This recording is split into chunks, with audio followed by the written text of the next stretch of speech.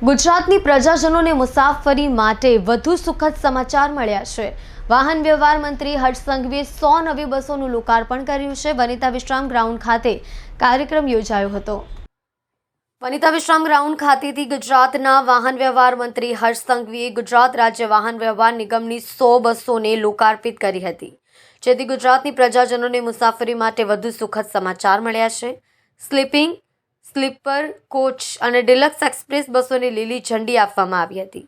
કાર્યક્રમમાં વાહન વ્યવહાર મંત્રી હર્ષ સંઘવી અને મંત્રી મુકેશ પટેલ ઉપસ્થિત રહ્યા હતા। સાથે જ ભાજપ શહેર અધ્યક્ષ અને સુરતના મેયર પણ કાર્યક્રમમાં ઉપસ્થિત રહ્યા હતા। મંત્રી હર્ષ સંઘવી અને મુકેશ પટેલ સહિત મહેમાનોએ બસોનું પૂજન કર્યું હતું।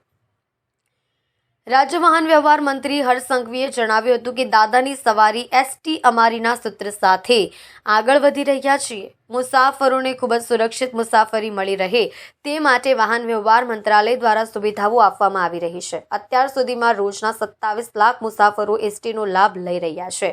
આગામી દિશામાં વધુ બસ મુસાફરો માટે મૂકવામાં આવશે। એસટી વિભાગ દ્વારા આગામી દિવસોમાં 30 લાખ જેટલા મુસાફરો યોગ્ય રીતે મુસાફરી કરી શકે તે માટેની વ્યવસ્થા ગોઠવવામાં આવશે। અત્યાર સુધીમાં માત્ર 13 થી 14 મહિનામાં 1620 જેટલી બસો રાજ્યના મુસાફરો માટે આપવામાં આવી છે। આજ રોજ સુરત ખાતેથી 100 નવીન બસોનું માનનીય વાહન વ્યવહાર મંત્રી શ્રી હર્ષ સંઘવી સાહેબ દ્વારા ફ્લેગ ઓફ કરવામાં આવેલ છે। આ 100 બસો અદ્યતન સુવિધાયુક્ત છે, જેમાં સ્લીપર બસ છે, 2x2 બસ છે, 3x2 બસ છે, જે અદ્યતન ટેકનોલોજી વાળી બસો આજથી પબ્લિકને સમર્પિત છે, જે આજથી ચાલુ થઈ જશે।